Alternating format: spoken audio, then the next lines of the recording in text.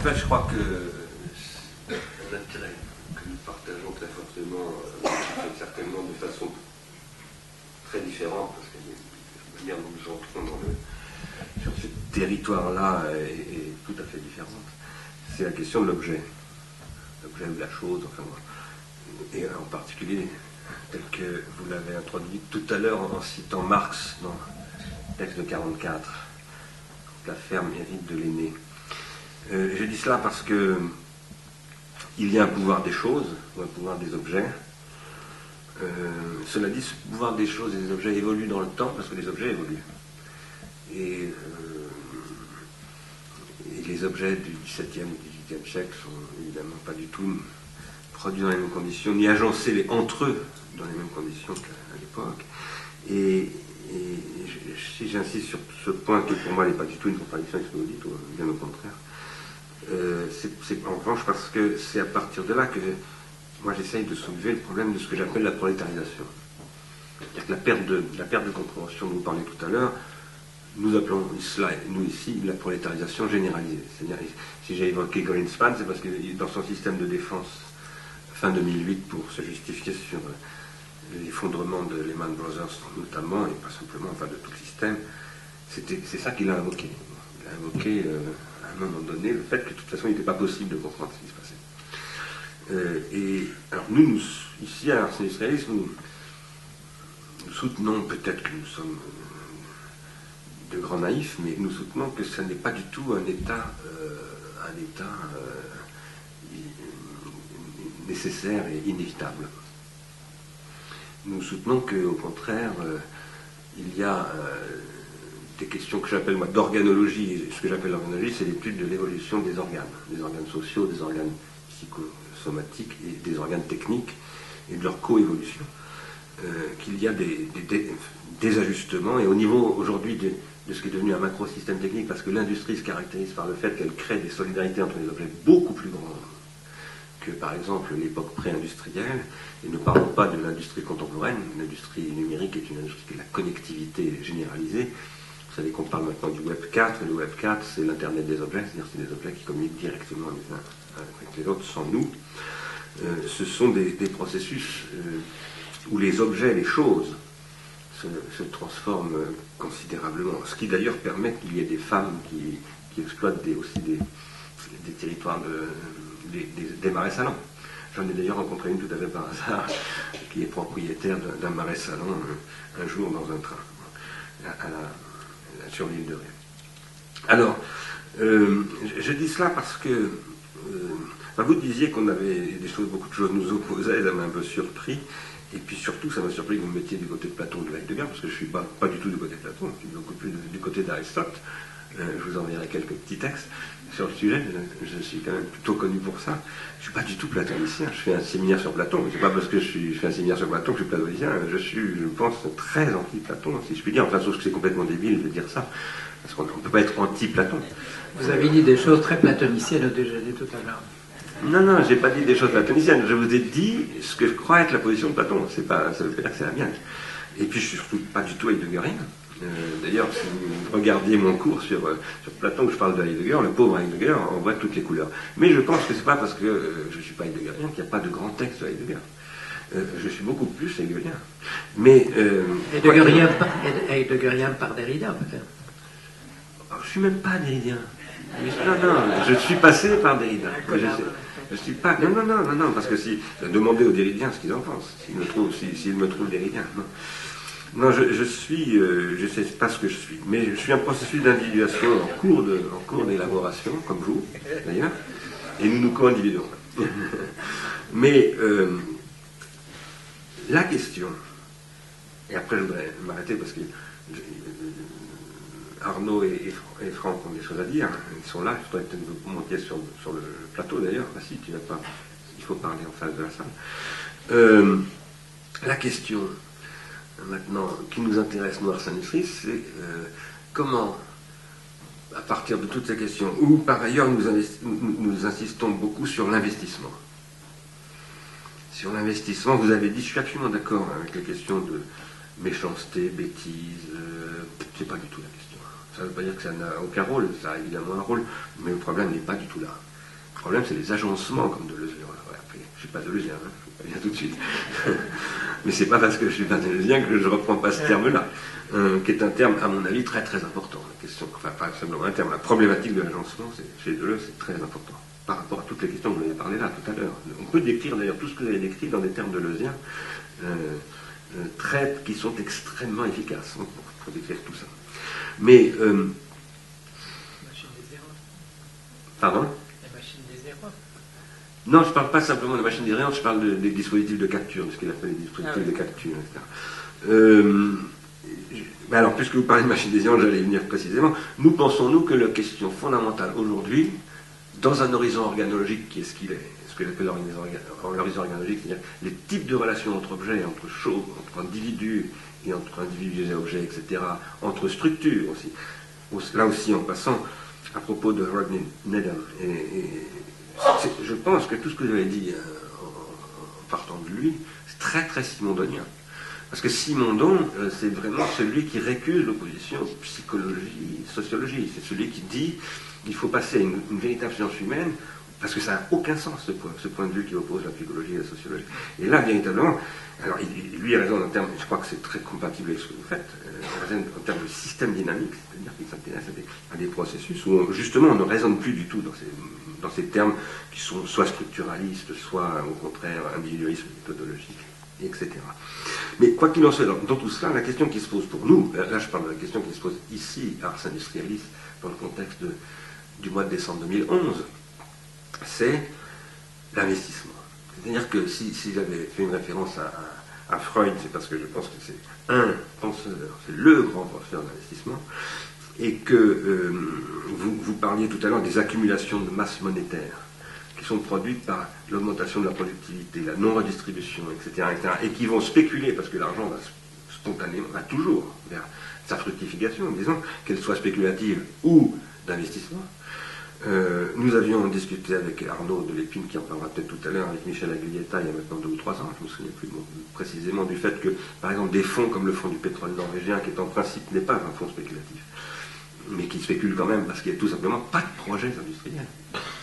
Je crois, moi, que la bêtise et une certaine méchanceté quand même, pas une méchanceté, mais une certaine malfaisance vient du fait, c'est d'ailleurs ce que vous avez dit aussi tout à l'heure, qu'il y a des dispositifs qui sont des rentes de situation installées qui sont productrices d'énormément de bénéfices, mais qui sont autodestructrices. Donc c'est pour ça qu'on peut parler de capitalisme mafieux, parce qu'effectivement c'est un capitalisme aujourd'hui qui s'autodétruit lui-même, et beaucoup de gens le savent, ils revendiquent même d'une certaine manière.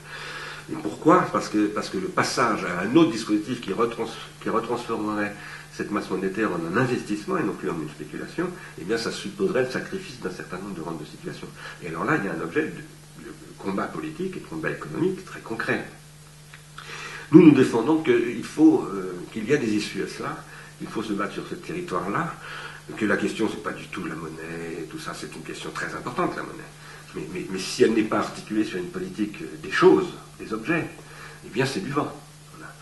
Et à partir de là, ça ne veut pas dire que la monnaie n'a pas ses propres logiques. Moi, je soutiens que une pièce d'argent, par exemple une pièce de monnaie, un billet de banque, c'est ce que j'appelle une protension tertiaire, au sens où j'ai parlé de rétention tertiaire. Les rétentions tertiaires, ce sont des phénomènes, c'est une expression que j'ai fabriquée sur la base d'un vocabulaire de Husserl. La rétention chez Husserl, c'est le processus de la mémoire, soit de la perception, tant qu'elle retient le flux temporel de ce qui est perçu, et il dit les rétentions produisent toujours des protensions. Moi j'ai soutenu qu'il y a des rétentions tertiaires, c'est-à-dire des objets, justement, qui sont toujours des rétentions tertiaires que les archéologues, les anthropologues, les philologues, etc. étudient, mais qui aussi nous servent à nous écrire dans un agenda, par exemple, quelque chose qu'on peut sortir de sa mémoire et stabiliser et garantir plus ou moins dans le fait qu'on ne l'oubliera pas.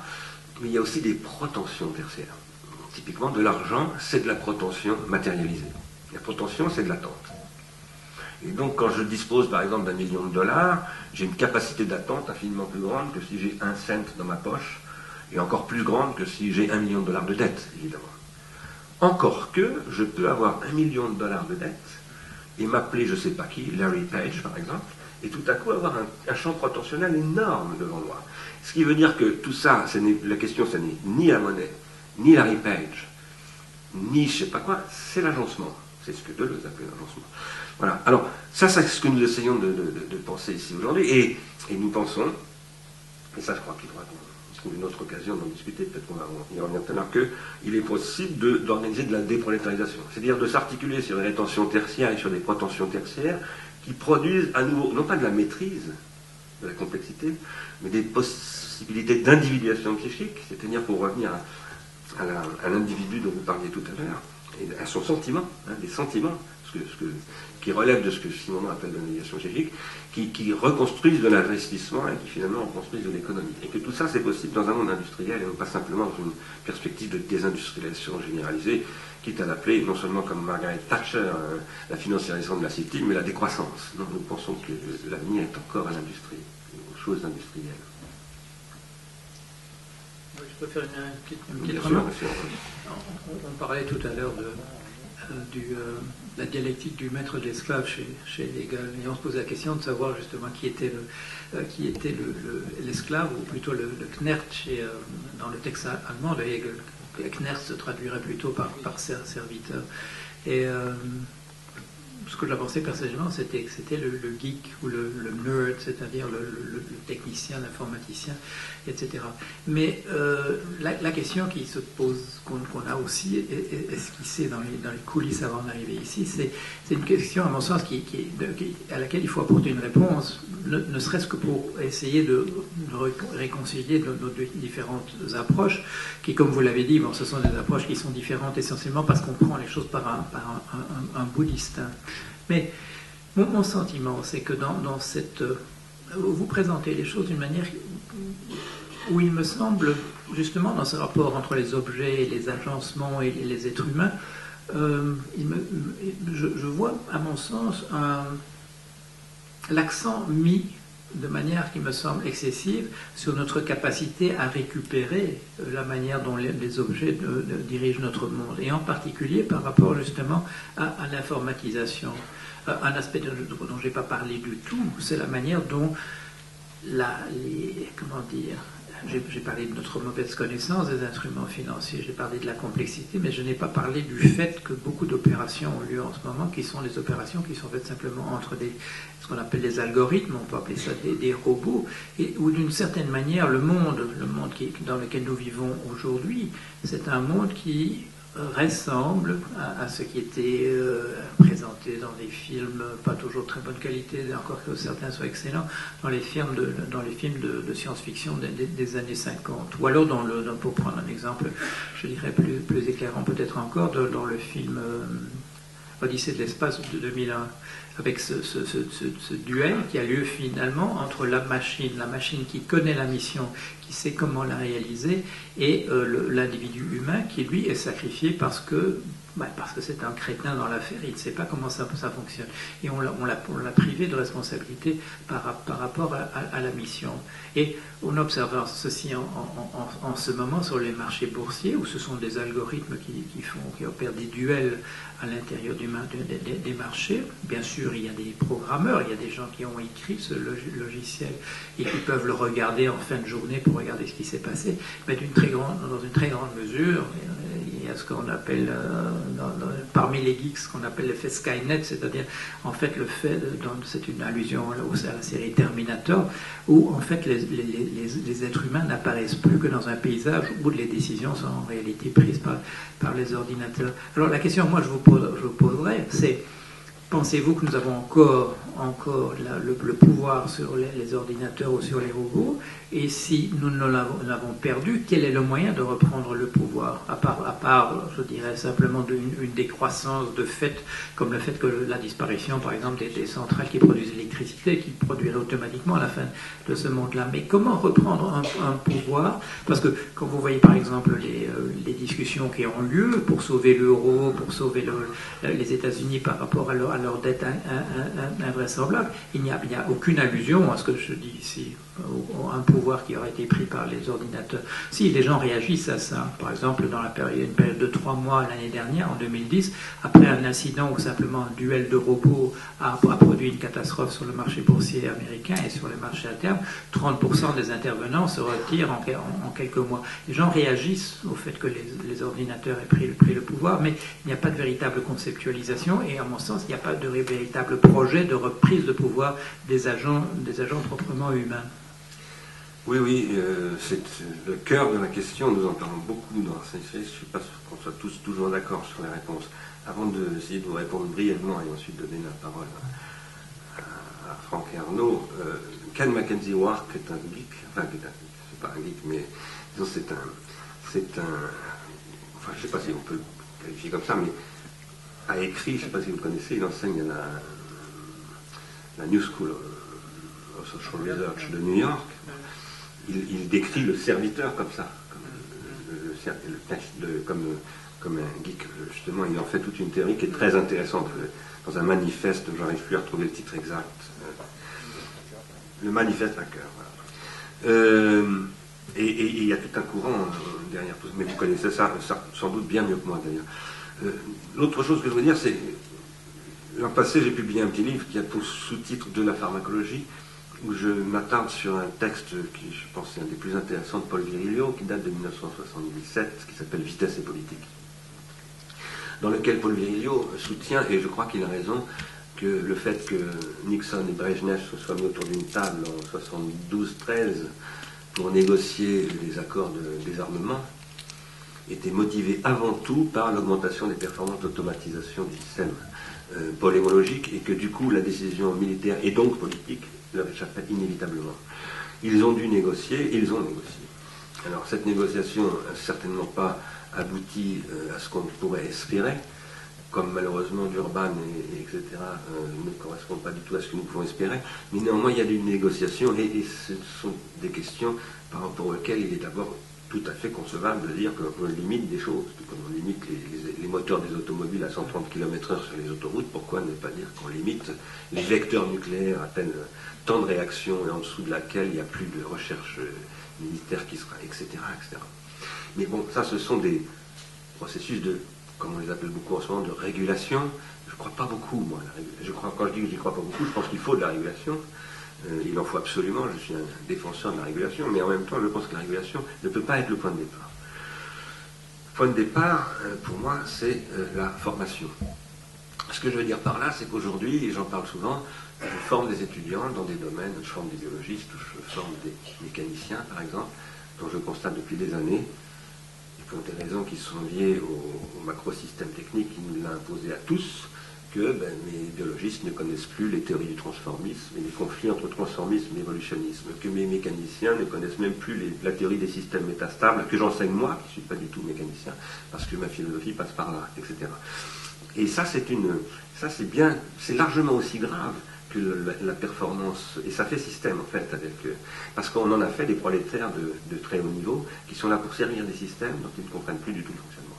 Mais on peut très bien imaginer qu'au contraire, on développe, et ça c'est un programme dont on va beaucoup parler dans l'avenir à Ars Industrialis, ce que nous appelons des Digital Studies, auxquels nous travaillons aussi avec l'Institut de Recherche et Innovation et Vincent Puig, où tout le programme universitaire, tout le programme de formation serait basé au contraire sur, non pas une maîtrise, mais une pratique, et je dirais une thérapeutique des l'attention tertiaire numérique, c'est-à-dire de ces objets qui, à partir de là, permettraient de faire des choix de régulation fondés sur des théorèmes. Moi, je crois beaucoup à la théorie. C'est-à-dire à la théorie avec toutes les critiques génétiques qu'on peut lui faire. Parce que si elle se transforme en ontologie, elle devient, à mon avis, très dangereuse. Mais en revanche, sans théorie, on ne peut pas penser, tout simplement. Et surtout pas dans un monde technologique. Voilà un petit peu ce que je répondrai à vos questions, mais j'espère qu'on aura une occasion d'y revenir. Vous voulez bien, messieurs, enchaîner, et puis après, on aura une discussion générale. Merci beaucoup, Paul.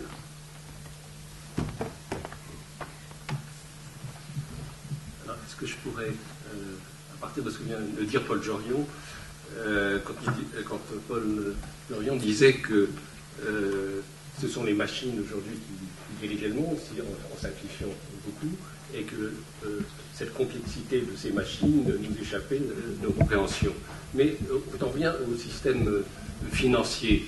Le système financier, aujourd'hui spéculatif, comme vous l'avez décrit dans toutes vos études, il est tout de même dirigé par 6 ou 7 établissements aujourd'hui, en grande partie d'ailleurs anglo-saxons, qui eux investissent beaucoup d'argent pour bâtir tous ces systèmes. Et c'est comme ça qu'ils ont éliminé beaucoup d'autres établissements beaucoup plus petits, qui avaient aussi de la matière grise, donc vous parlez aussi beaucoup de rapports de force dans les systèmes et dans les systèmes de pouvoir. Et donc la question que je me pose, s'il y avait une volonté politique d'essayer d'une manière ou d'une autre de prendre en main, j'allais dire, ces systèmes de pouvoir qui aujourd'hui ont fait que la création monétaire a totalement échappé à la puissance publique, il y aurait, à mon avis, possibilité de rediriger ces investissements vers des investissements qui ne seraient pas des investissements d'autodestruction, comme vous l'avez si bien décrit tout à l'heure. Voilà ma question. Oui, c'est très intéressant, s'il y avait une volonté politique. Mais un problème qu'on voit là, c'est la chose suivante que j'ai vue, c'est que la compréhension, et quand on parle des geeks, c'est un peu de ça, la compréhension de la manière dont les choses fonctionnent ne remonte pas assez haut, ne remonte pas au niveau des preneurs de décision. Je me trouvais justement, c'est un site qui s'appelle Agence 2 Geeks, voilà, qui font des enregistrements, qui vous interviewent et qui font ça en ligne. C'est très très bien fait. Comme c'est des geeks, c'est du excellent matériel, c'est de très très bonne qualité. Mais il me pose une question sur la manière dont les économistes se représentaient un certain nombre de choses. Et ma réponse les sidère en disant mais comment est-ce possible ?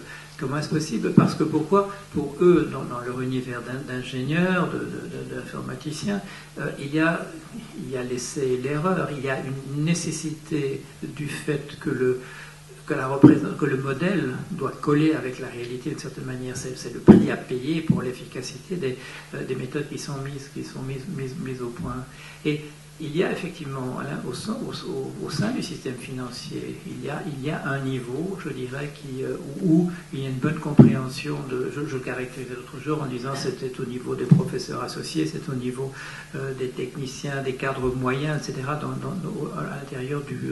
l'intérieur du système financier. Mais malheureusement, ce savoir-là ne remonte pas jusqu'aux instances supérieures. Alors, il y a deux raisons. Il y a d'une part, il y a des espèces de pesanteurs qui sont d'ordre sociologique, mais aussi une volonté de ne pas adopter justement un test par la réalité, de ne pas opérer selon la méthode expérimentale, de ne pas se laisser influencer par l'essai et l'erreur.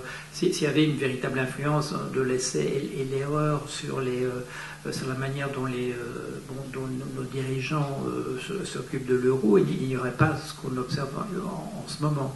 S'il y avait une véritable compréhension, si une représentation correcte avait le droit avait le droit de se retrouver là, les décisions qui seraient prises ne seront pas celles qui sont prises. Il y a différents courants quand même. Bon, par exemple, on voit intervenir, je prends un exemple, la personne qui est par exemple à la tête de la Banque centrale allemande, c'est un monsieur qui s'appelle Jens Weidmann, dont on ne parle pas beaucoup. C'est un monsieur qui a manifestement une perspective, je dirais, un peu plus scientifique, au sens de comprendre, d'avoir un modèle qui colle davantage à la réalité. Même malheureusement, c'est un peu aussi cette idée du plafond de verre qu'on a vu dans les entreprises.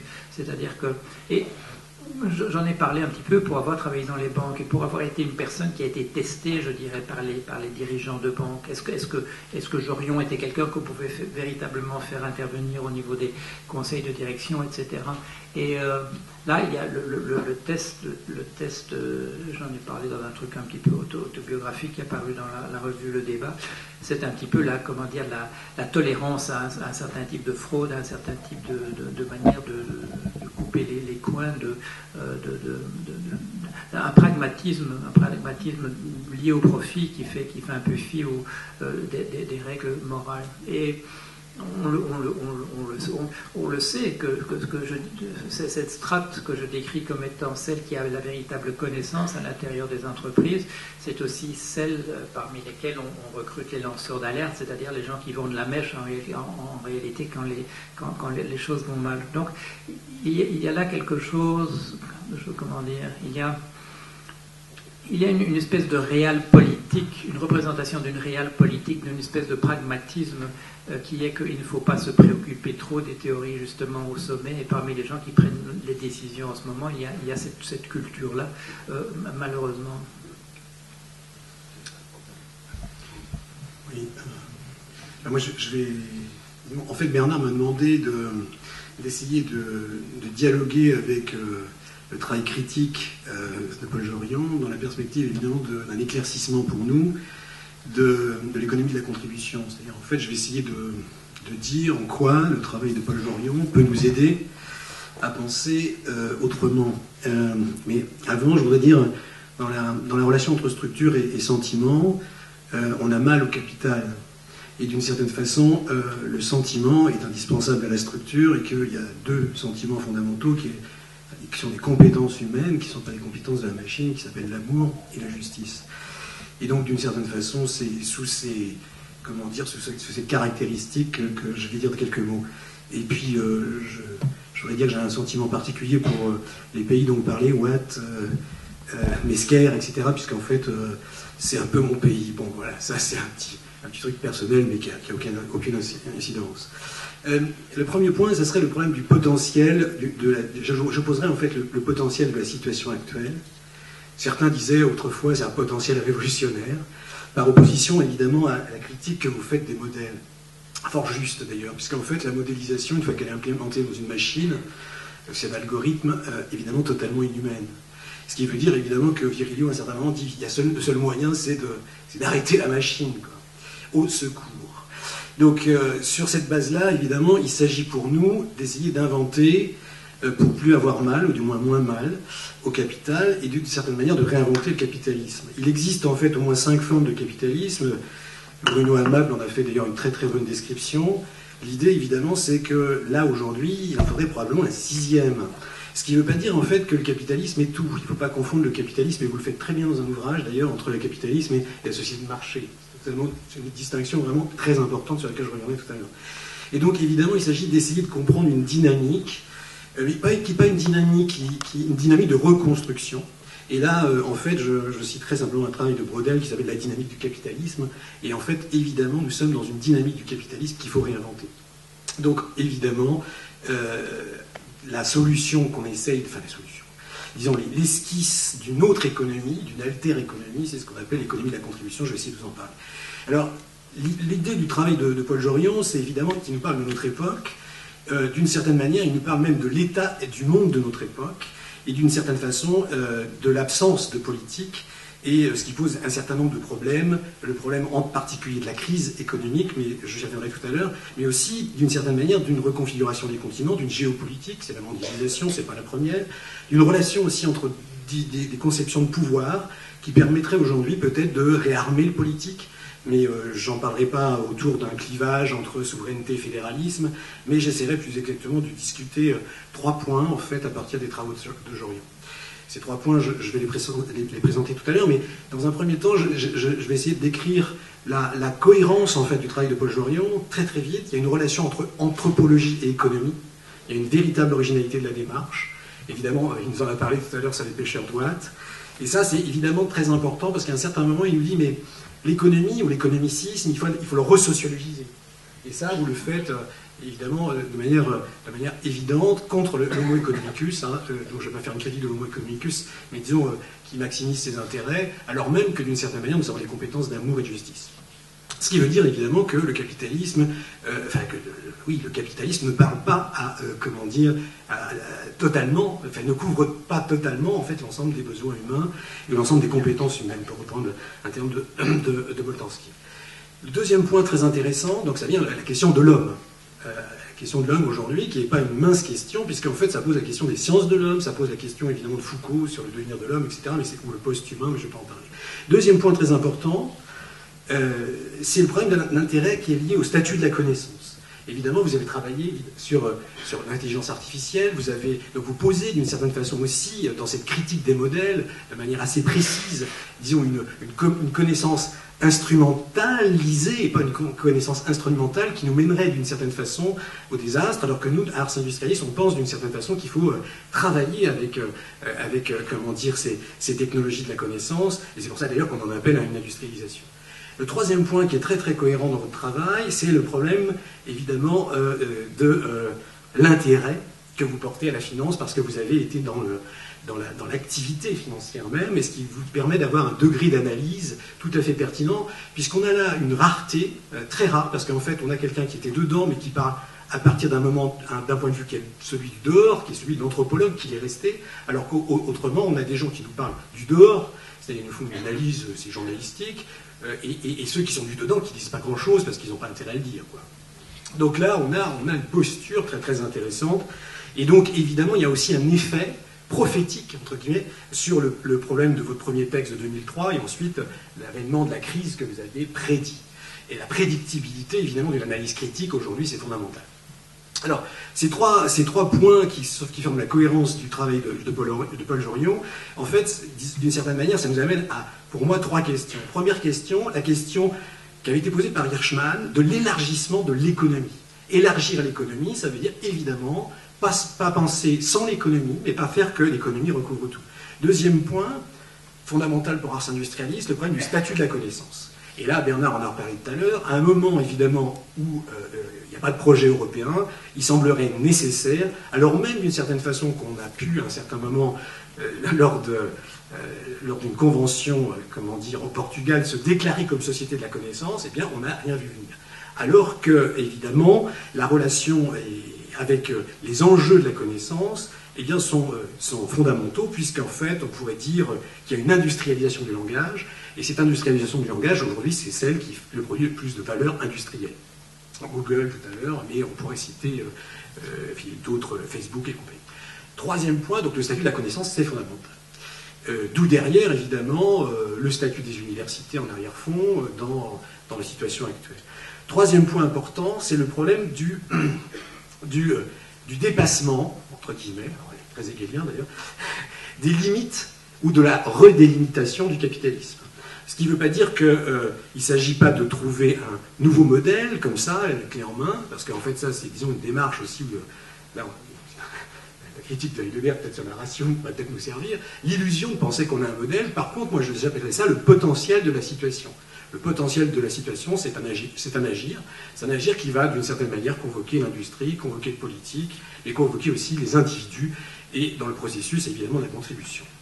Donc ces trois horizons, ces trois questions, en fait, sont pour nous des points de convergence et de divergence, enfin de différence plutôt que de divergence d'ailleurs, avec le travail de Paul Jorion. Oui, je dirais de différence, parce qu'il n'y a pas d'opposition.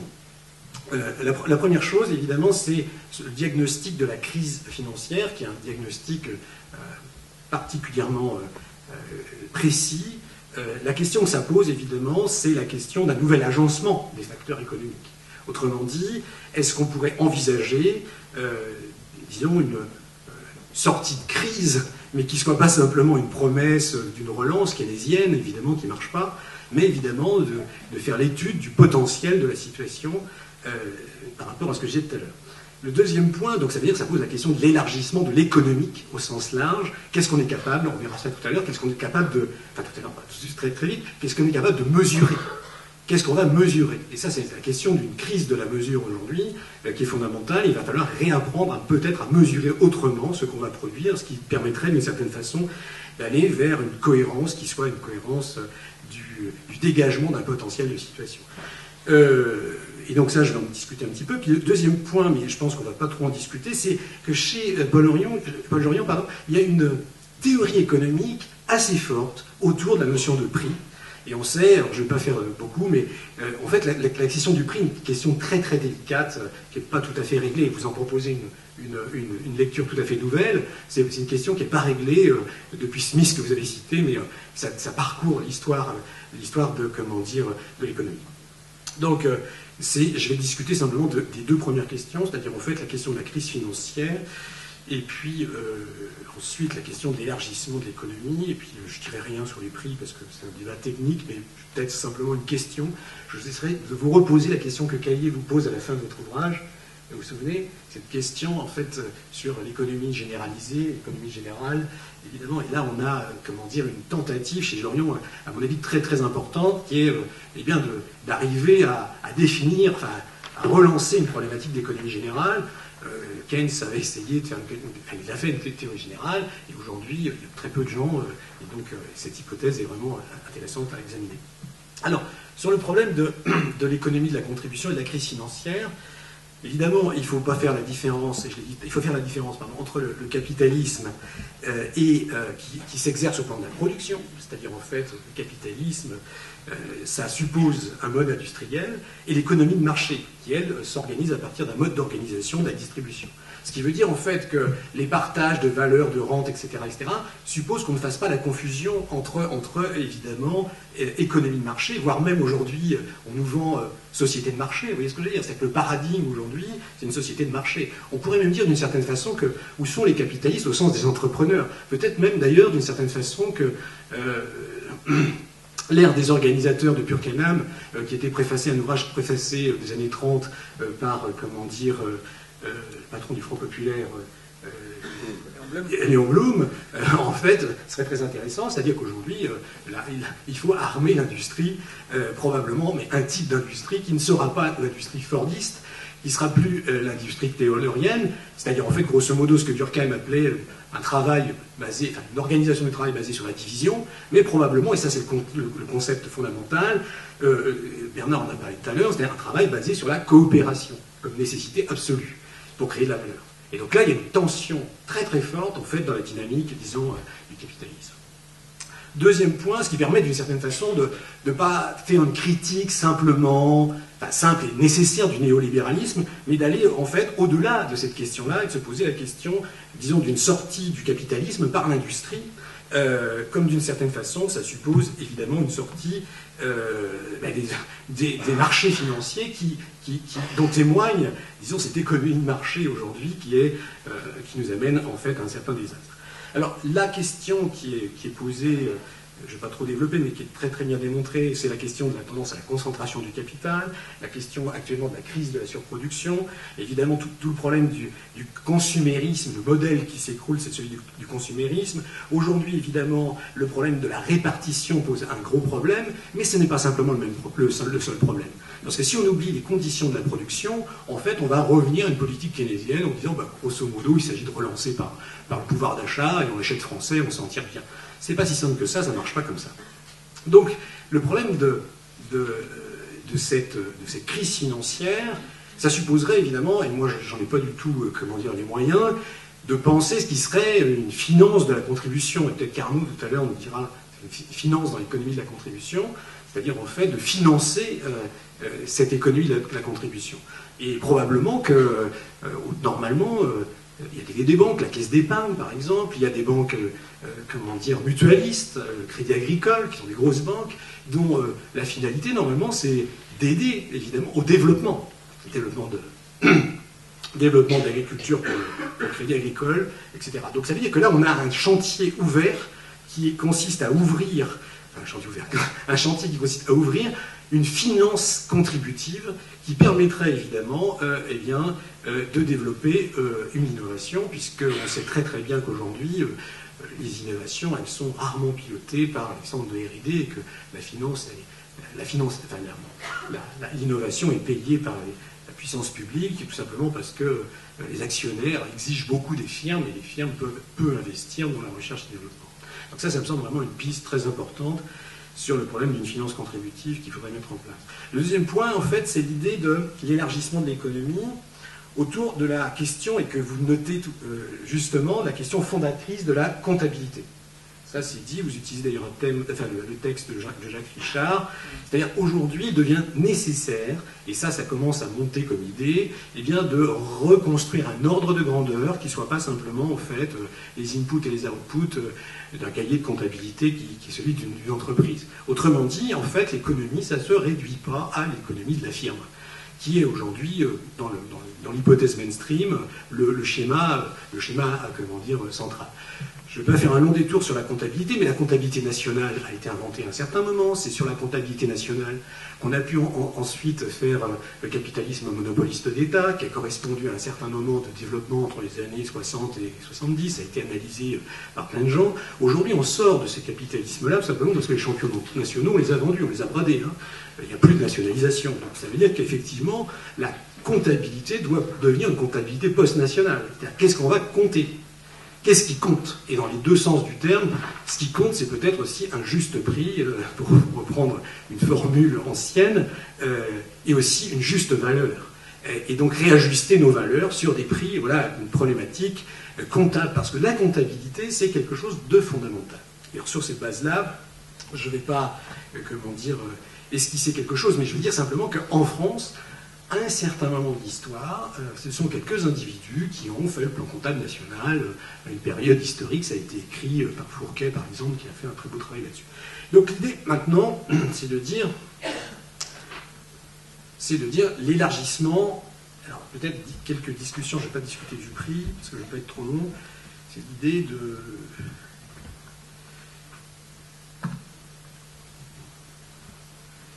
Si je reprends l'idée de la comptabilité, en fait, parce que très vite, en fait, pour faire une hypothèse comme ça, qui sera un petit peu reliée à la valeur de ce que je viens de dire, c'est-à-dire, en fait, l'idée du prix, là vous êtes très égalé, hein, c'était le problème de la passage de la quantité à qualité, qui est fondamental, qui d'une certaine manière, c'est la question que je vous poserai tout à l'heure, c'est une question, en fait, qui vous fait peut-être vous dispenser, alors je ne sais pas si c'est juste ou pas de le dire, du problème de la valeur. C'est-à-dire que le problème de la valeur ne semble pas vous intéresser, et c'est une question que j'aurais à vous poser.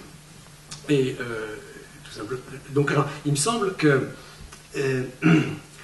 la monnaie, évidemment, est là pour organiser un passage de la qualité à la quantité, que la monnaie, d'une certaine façon, ça suppose une évaluation. Vous dites à un certain moment, d'ailleurs, que c'est une évaluation subjective. Et ensuite, vous raffinez un petit peu en disant que cette évaluation subjective elle peut être ensuite modélisée par un modèle scientifique, qui peut être lui-même en fait l'objet d'un rapport de force. Arnaud en a parlé tout à l'heure. Vous dites qu'il y a une thèse sur l'irréductibilité de la relation de force, de la relation de face à face, dans la définition du prix. Donc, évidemment, moi j'en suis conscient, mais peut-être pour autant, est-ce que dans le prix, on ne pourrait pas introduire la valeur? Et je voudrais simplement dire deux choses là-dessus et faire une hypothèse pour revenir sur le prix à partir d'une comptabilité qui pourrait nous rassembler. En fait, c'est l'hypothèse d'une double proportion, c'est-à-dire en fait, par rapport au prix, qu'est-ce qu'on peut faire? On peut bloquer les prix, ce qui a été fait à un certain moment. Le prix de la baguette, c'est-à-dire qu'en fait, par rapport à l'augmentation du prix, on peut le bloquer. Mais aussi, on pourrait probablement construire une estimation contributive du prix. Une estimation contributive du prix. Qu'est-ce que ça voudrait dire? Ça voudrait dire introduire la logique de la contribution dans un prix. Alors comment on pourrait faire ça? On pourrait faire ça de manière sur une hypothèse de taxation ou de détaxation plus exactement. Ce serait une taxation qui serait détaxée, qui serait une détaxation liée à la valeur contributive du produit ou du service. Et là, d'une certaine façon, on a une hypothèse, ce n'est pas le duty free, c'est-à-dire en fait la taxe de l'extraterritorialité du voyage, mais ça serait d'une certaine façon une autre conception de calculer. Alors il faudrait une taxe de la contribution ajoutée, qui permettrait d'une certaine manière d'affiner un peu la TVA. Alors, je ne vais pas développer, disons, cette idée-là, mais cette idée de la TVA, qui est l'impôt le plus injuste qui soit, tous les gens qui travaillent sur les systèmes d'imposition vous le diront, c'est-à-dire qu'en fait, une augmentation de TVA sur un produit, c'est forcément inégal, parce que évidemment, si c'est 1% ou 2% ou 1% sur le produit, par rapport à un smicard ou quelqu'un qui gagne 5 fois le SMIC, eh bien, ramener à son pouvoir d'achat, c'est pas du tout, ça peut valoir 6% pour celui qui gagne 1 euro et 1% pour celui qui gagne 6 000 euros. Donc ça veut dire que là, on est effectivement face à une iniquité, c'est-à-dire en fait un sens de l'injustice. Alors, mon dernier point,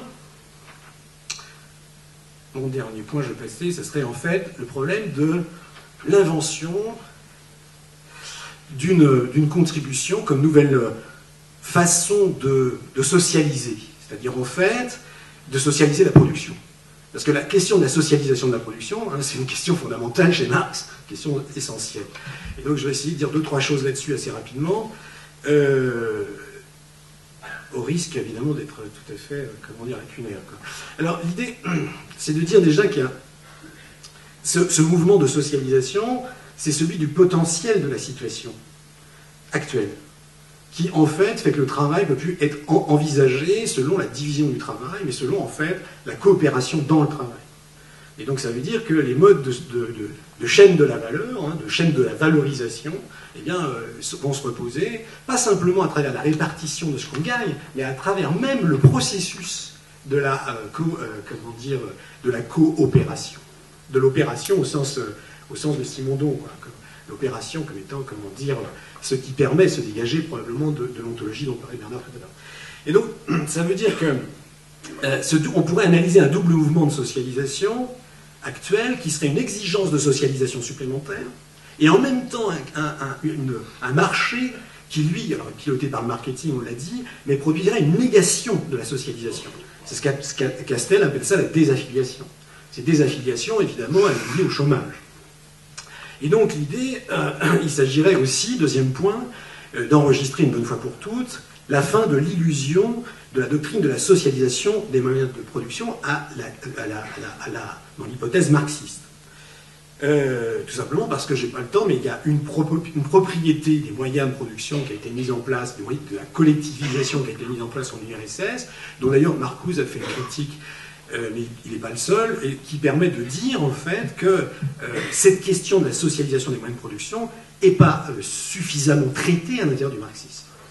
Derrière cette question-là, pour nous, dans l'art syndicaliste, on est bien sur, la relation entre l'individu et le collectif, c'est-à-dire en fait un processus d'individuation psychique et collective, c'est une transindividuation dont parle Bernard, c'est-à-dire évidemment une martingale qui nous permet de passer au-delà du holisme, c'est-à-dire le marxisme, de vue de dessus, et ensuite de l'autre côté, de vue de dessous, c'est-à-dire l'individualisme méthodologique dont vous avez parlé tout à l'heure. Il y a une posture assez délicate sur le plan épistémologique, mais qui est nécessaire pour pouvoir reconstruire quelque chose de viable. Parce que soit autrement on fait une chape de plomb, c'est-à-dire en fait un marxisme qui se termine au goulag, soit de l'autre côté évidemment on fait un atomisme économique qui en fait cultive les intérêts des individus sans parler évidemment des compétences d'amour et de justice. Donc ça veut dire que évidemment ce concept de la socialisation est à penser, et donc aujourd'hui dans le temps qui m'impartit je peux vous dire 2-3 choses de très très banales, c'est-à-dire qu'il va d'abord falloir penser cette socialisation, entre guillemets, au-delà du concept de nationalisation. C'est-à-dire qu'en fait, et au-delà peut-être aussi même aujourd'hui du concept de dénationalisation, c'est-à-dire une sorte de paradoxe à penser.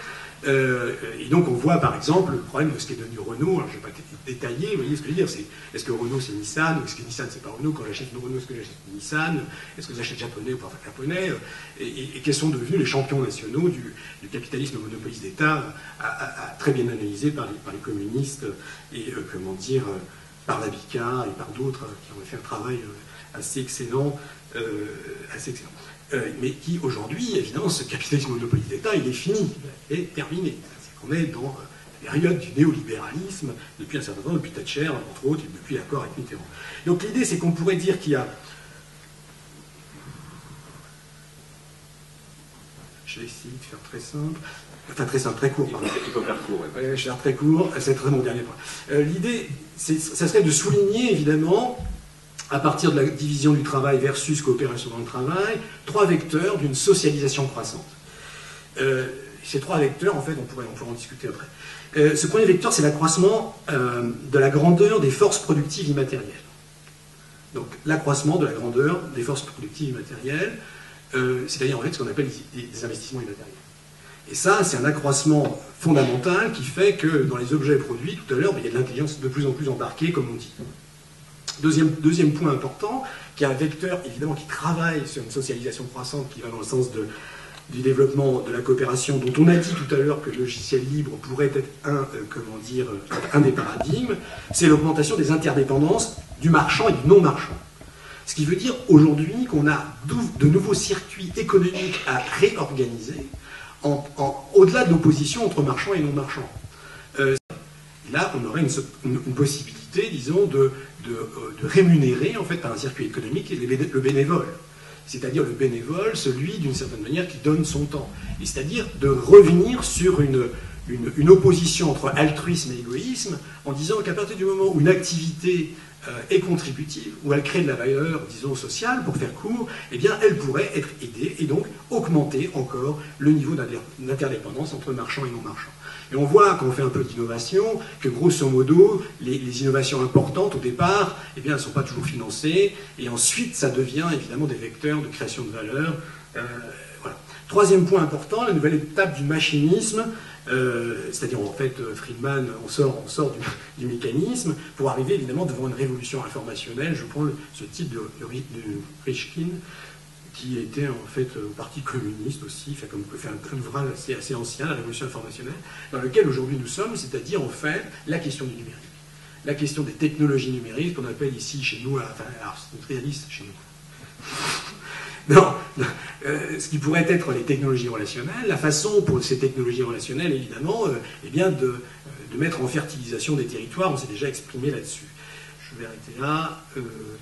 Donc ça veut dire que ces trois vecteurs de socialisation croissante permettraient évidemment, c'est pas la panacée, mais de concevoir une socialisation contributive, c'est-à-dire qu'en fait d'envisager une socialisation contributive qui soit aussi une individuation psychique et collective et qui permettrait évidemment, comme je l'ai dit tout à l'heure dans la proposition, eh bien, de redéfinir une relation au prix des choses, peut-être pas encore le juste prix, mais en fait un prix de la contribution avec cette taxe de valeur contributive. Merci. Merci.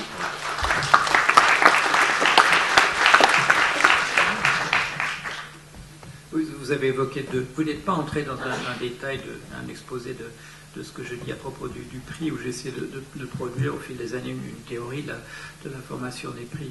Et ça, c'était à partir d'une simple découverte. J'ai parlé de ces types de watch, j'avais récolté des données aussi qui étaient des données d'ordre économique. Et je ne parvenais pas à faire coller les données que j'avais pu récolter avec la représentation de la formation des prix en termes d'offres et de demande.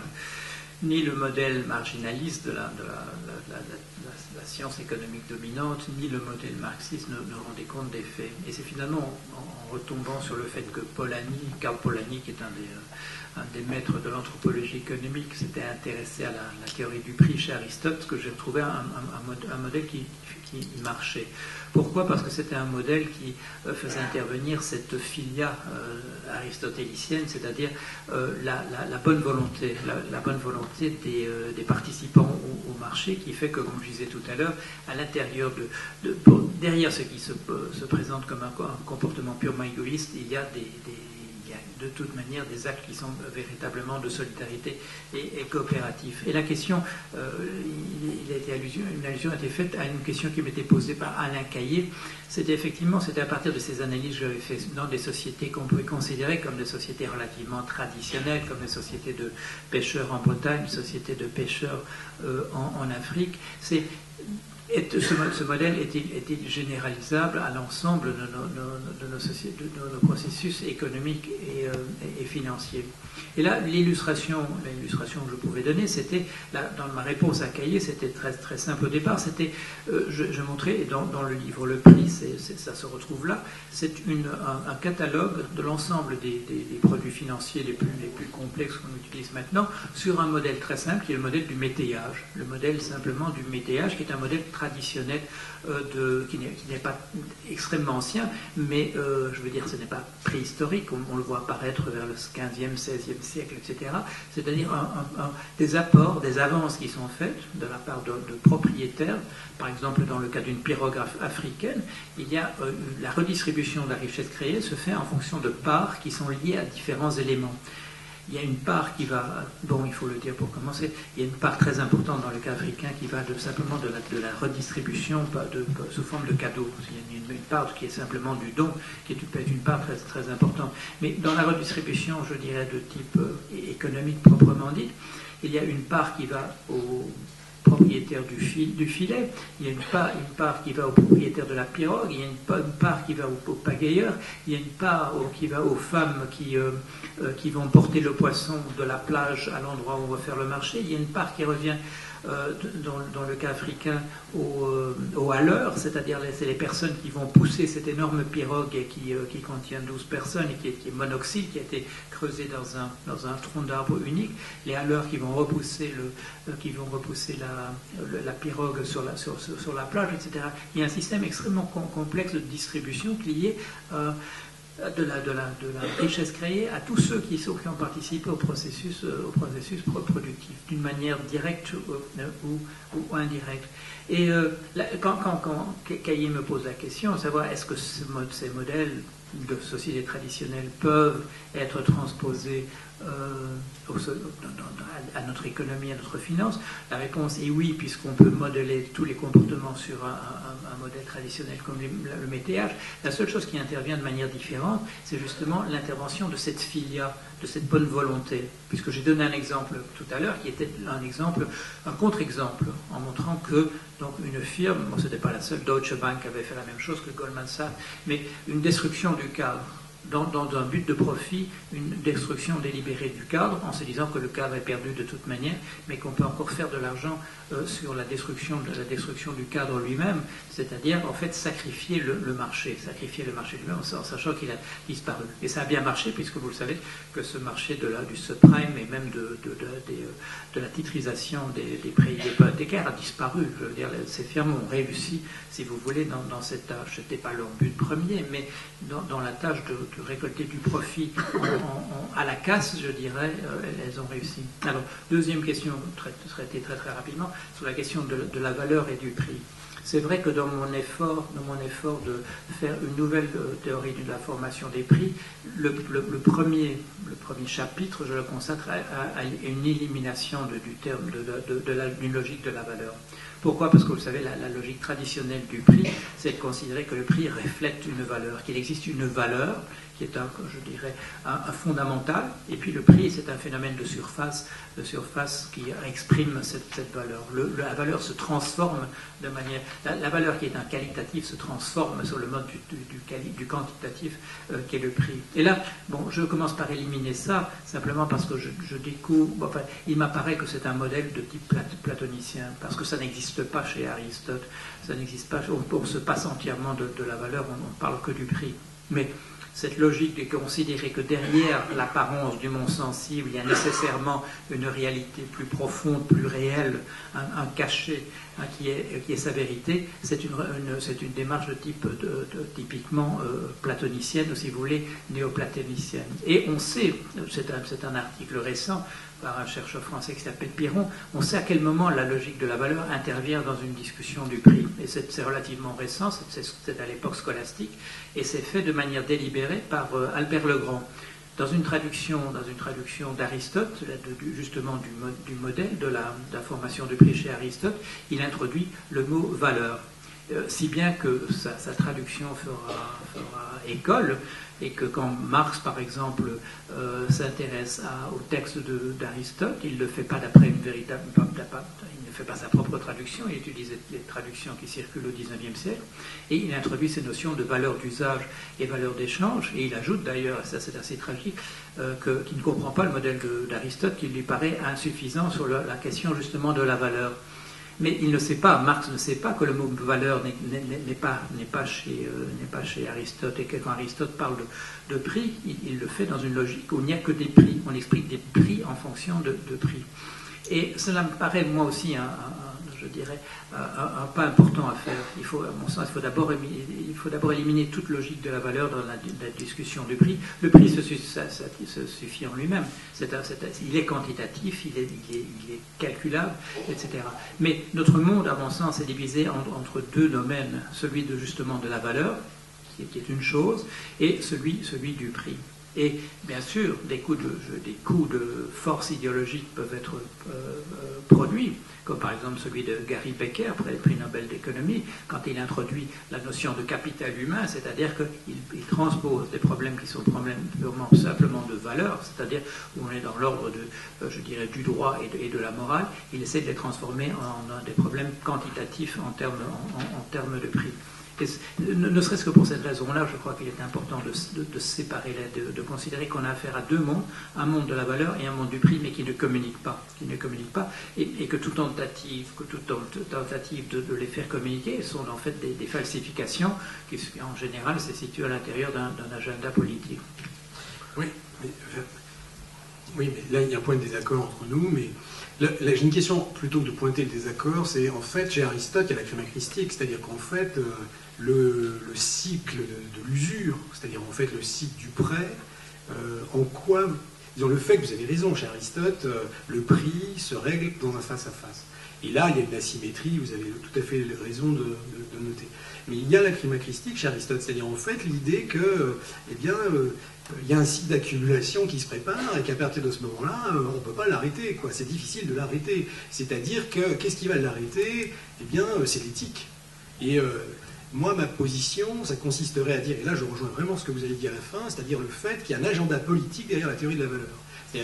En fait, c'est l'échelle de Job. C'est-à-dire, en fait, quelle est l'échelle de la valeur, de notre valeur, qui est celle du nous? Qu'est-ce qu'on vaut ensemble? Quelles sont les valeurs qu'on attribue? Et là, je vais vous dire que, évidemment, Zidane, ou un footballeur qui a marqué un super but à Marseille, eh bien, il y a une valeur qui monte, qui est bien supérieure à celle d'un ministre, qui s'occupe de l'esprit public. Et donc là, évidemment, est-ce qu'on peut, en fait, dégager, et sur le plan épistémologique, on peut dire oui, il ne faut pas tout confondre, parce qu'il y a une analytique. Là, vous avez raison d'avoir l'exigence du scientifique et d'être dans une analytique. Et ma question, ce serait peut-être, est-ce qu'on ne peut pas, avec, comment dire, un système de calcul aujourd'hui, en fait, qui est la numératie, c'est-à-dire en fait, il y a une puissance du calcul qui est à disposition, de mettre de l'intelligence qui permettrait de réarticuler ce qui n'a pas été articulé, c'est-à-dire c'est pas par hasard que en fait c'est au niveau de la scolastique ça apparaît, un moment évidemment où le catholicisme est là, où il y a une exigence morale un peu lourde, qui fait qu'on ne peut pas dissocier le prêt à l'usure, enfin il y a tout un tas de... Il y a un texte très très beau, comment dire, d'un historien sur la bourse par exemple, comment dire, Le Goff, un très très beau texte sur la bourse, comment dire, au Moyen-Âge, et sur l'argent. En fait l'argent a toujours posé un problème, disons, à la scolastique. Et cet argent, c'était l'argent entre la cité idéale, pour reprendre Saint-Augustin, qui était la cité du nous. Et moi je ne suis pas du tout nostalgique de la cité de Saint-Augustin, mais sauf qu'aujourd'hui comme dit Bernard, on a intérêt à refaire un nous, et un jeu avec un nous, parce qu'autrement, on va, comment dire, à des catastrophes. Je peux juste ajouter juste pour préciser, parce que je pense que, moi je ne crois pas qu'il y ait une opposition entre vos positions, je crois que simplement vous ne parlez pas tout à fait de la même chose. Bon, moi j'ai publié un livre l'année dernière qui s'appelait Ce qui fait que la vie vaut la peine d'être vécue. Bon, et je m'intéresse beaucoup à Donald Winnicott, parce que c'est une expression de Donald Winnicott en fait. Il dit: les patients que je soigne viennent chez moi parce qu'ils ont perdu le sentiment de ce qui fait que la vie vaut la peine d'être vécue. Et la valeur, chez quelqu'un comme Winnicott, comme chez n'importe qui, je crois, comme ceux qui ont des sentiments, quelque chose qui ne peut pas s'éliminer ou se dissoudre. Si nous posons cette question de la valeur, c'est parce que, et Franck Cormoré en particulier a beaucoup développé ça, nous essayons de développer une théorie de ce qu'il appelle la valeur sociétale. Qui est quelque chose qui se produit dans ce que j'appelle tout à l'heure une nouvelle économie libidinale, c'est-à-dire qui relève de ce que tu appelles l'amour et la justice. C'est-à-dire des choses qui n'ont pas de prix. Autrement dit, il faut bien comprendre qu'on ne peut pas revendiquer la valeur comme quelque chose qui n'a pas de prix et ensuite rabattre la question du prix sur celle de la valeur. Donc de ce point de vue-là, Paul Jorion est tout à fait cohérent. Et nous sommes tout à fait d'accord avec lui, je crois.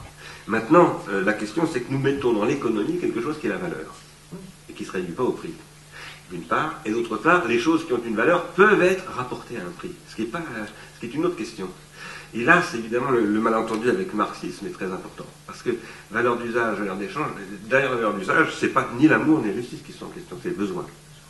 Et donc, il y aurait une espèce d'objectivité biologique ou je ne sais pas quoi, de la valeur qu'il faudrait ensuite économiser. Tu vois ce que je veux dire, sur un marché ou sur un... Et il y a donc une confusion entre valeur et prix. Donc moi je pense que en fait c'est éclairant de les distinguer, mais ça ne veut pas dire qu'il n'y a plus de valeur. Ça ne veut pas dire qu'on peut se passer du concept de valeur.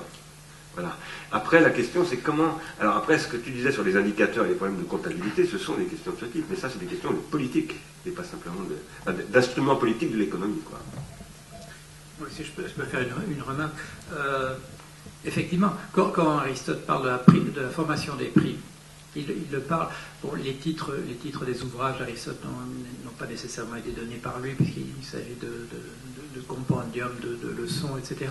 Mais quand il parle de la formation des prix, c'est dans l'éthique à Nicomaque. C'est dans un ensemble de réflexions sur l'éthique. Et il introduit la discussion sur la formation des prix. En fait, la discussion de la formation des prix n'est qu'une illustration de la manière dont on peut utiliser la proportion dans le raisonnement. Aristote a déjà utilisé la proportion pour le syllogisme. C'est une proportion continue. Il utilise en fait une théorie qui est neuve à l'époque, et la théorie de la proportion de Eudoxe, qui sera le maître d'Euclide. Il utilise ça pour le syllogisme. Il montre deux illustrations différentes de la théorie de la proportion pour la justice réparatrice et pour la justice distributive. Et il dit encore un autre exemple de l'utilisation de la proportion, c'est la formation des prix. Bon. Et la formation des prix par le statut réciproque. Le pauvre paiera davantage, le riche paiera moins. Et c'est donc, il n'est pas question du tout de valeur. Le terme est absent, du texte d'Aristote. Mais quand il parle de la crématistique, c'est dans un tout autre cadre. Là, c'est une réflexion. C'est dans le livre qu'on appelle nous le politique. C'est à l'intérieur d'une réflexion politique. Et qu'est-ce qu'il dit là aussi dans la crématistique? C'est-à-dire quand il parle de la richesse et de l'argent, il ne parle pas non plus de valeur. Là non plus, il n'y a pas de notion de valeur. Ce qu'il dit essentiellement, c'est de décrire l'activité des marchands. Et comme vous le savez, en Grèce, dans l'Athènes d'Aristote, les étrangers, les marchands sont des étrangers. Ce sont des gens qui ne sont pas véritablement, font partie de la cité. Et il décrit, je dirais, un peu leur comportement rapidement en ethnologue, en disant c'est des gens qui sont obsédés par l'argent. Ben, c'est un petit peu, j'utilise une expression qu'ils n'utilisent pas, mais en fait c'est ça, c'est une maladie professionnelle chez eux. Et à ce moment-là, il fait une remarque de type éthique en disant il ne faut surtout pas que le chef de famille se laisse impressionner par cela, parce que le chef de famille peut acquérir le bonheur par bien d'autres moyens, par le bonheur de sa famille proprement dit, et pas se laisser divertir par cette maladie professionnelle des marchands. Et c'est dans ce cadre-là qu'il parle de mesure. Il dit il n'est pas acceptable que l'argent engendre de l'argent. Donc il a une phrase extrêmement dure à ce propos-là. Mais je crois qu'il est significatif que, bien que les titres des livres ne soient pas donnés par lui, que c'est la formation de prix. C'est dans une discussion sur l'éthique qu'il en parle. La richesse et la monnaie, c'est une réflexion sur le politique. Et ni dans l'un, ni dans l'autre, la notion de valeur intervient. Et à mon sens, il produit, je dirais, des discours cohérents et fermés sur eux-mêmes, à la fois sur la richesse et la monnaie d'un côté, et la formation des prix de l'autre, sans jamais devoir recourir à cette notion de valeur. Et vous y avez fait allusion. Je crois que ce n'est pas par hasard que c'est dans le cadre de la scolastique que l'on vient mélanger des questions de valeur avec des questions de prix, en créant cette équivalence, cette transformation de la valeur en prix, qui serait le mécanisme qui est postulé, mais qui est, je dirais là aussi, un coup d'état, non pas peut-être épistémologique, mais catholique. Mais oui, mais c'est justement, je cherche idéologique. Idéologique. Idéologique, c'est une représentation du monde à ce moment-là. D'une certaine manière, c'est toujours la filière aristotélicienne, en disant il faut mettre ça dans toute la réflexion sur le juste prix, chez Thomas d'Aquin, chez d'autres, est à l'intérieur d'un. Il faut situer cela à l'intérieur d'un cadre qui marche sur le plan social, comme on dit. Et ça aussi, c'est une considération qu'on oublie tout à fait. Maintenant, aujourd'hui, la logique du prix doit fonctionner, mais pas nécessairement à l'intérieur d'un cadre social. Et le résultat, on le voit, c'est-à-dire qu'en fait, dans ce processus, le cadre social est purement simplement détruit. Un mot, chez Smith, par exemple, en fait, parce que c'est une question qui s'est posée de la gravitation du prix autour de la valeur du marché. Et en fait, après on ne va pas refaire d'histoire économique, mais ça veut dire que tendanciellement, les libéraux, en fait, jusqu'à aujourd'hui, mais Aron d'ailleurs disait à un certain moment, mais on n'a pas besoin d'une théorie de la valeur. C'est simplement la valeur comptable, plus, moins. C'est-à-dire qu'il y avait encore chez Adam Smith, et parce qu'évidemment il écrit la théorie des sentiments moraux, le fait que la gravitation du prix autour de la valeur du marché. Ce qui fait que chez les libéraux, enfin chez les classiques, il y a encore, évidemment, ce sont des gens qui s'opposent à l'Ancien Régime.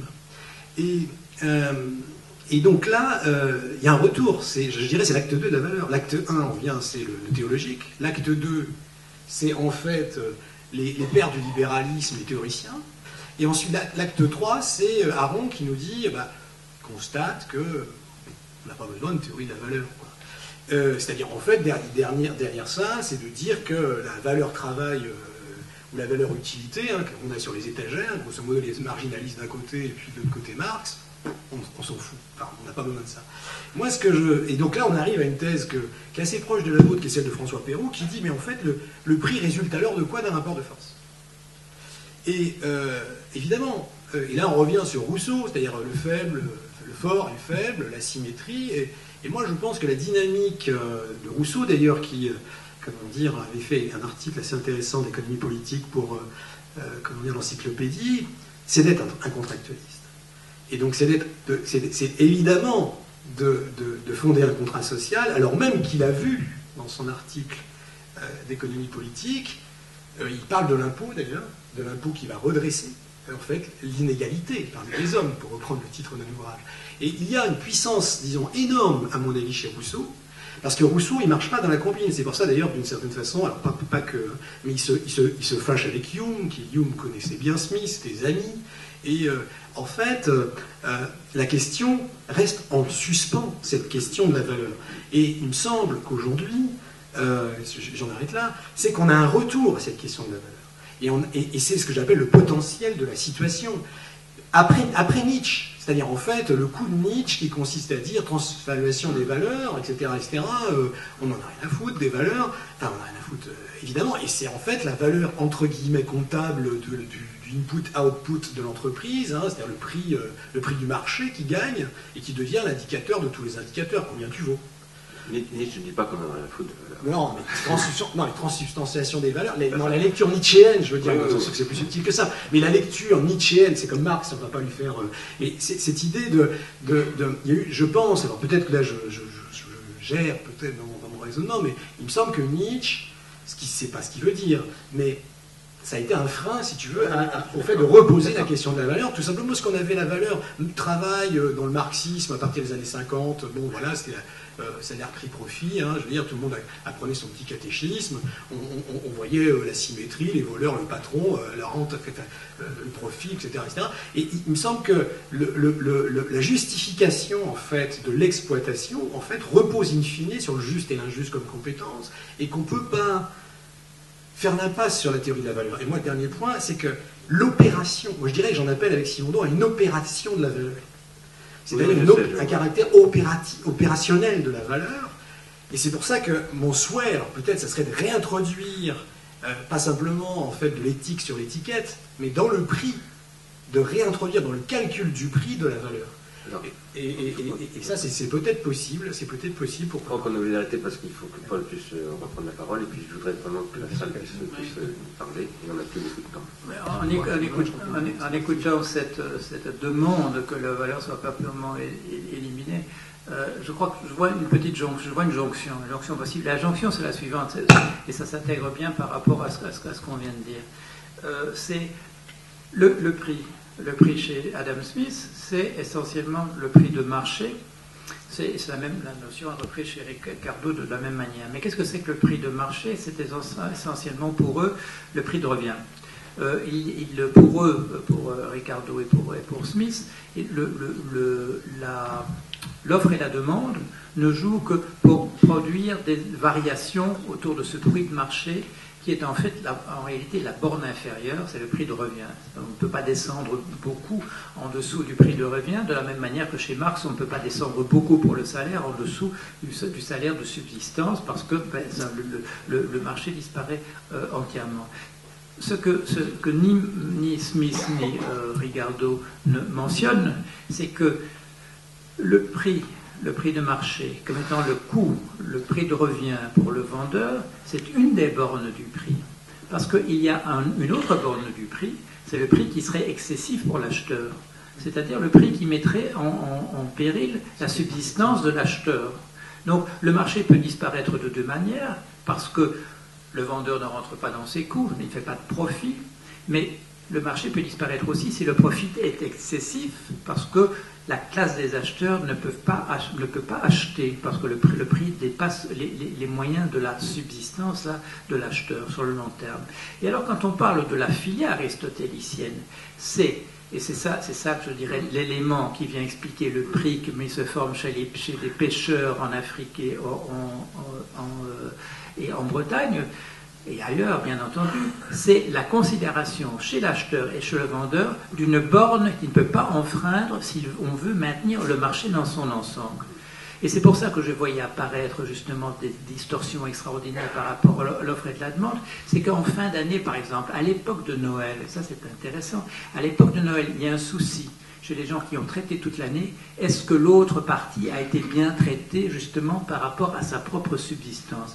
Et sa subsistance, ce n'est pas simplement en termes simplement de pouvoir manger et boire et d'avoir un logis, c'est aussi une considération, et ça c'est tout à fait aristotélicien, par rapport au statut de l'autre dans la société. Comme une conversation que m'avait rapporté un pêcheur, il me dit, mon marieur a acheté une Mercedes, une bagnole splendide, etc. Je lui dis, mais ta voiture à toi, c'est quand même pas du même style. Il dit, moi je ne vendrai jamais à un type qui n'aurait pas une belle Mercedes.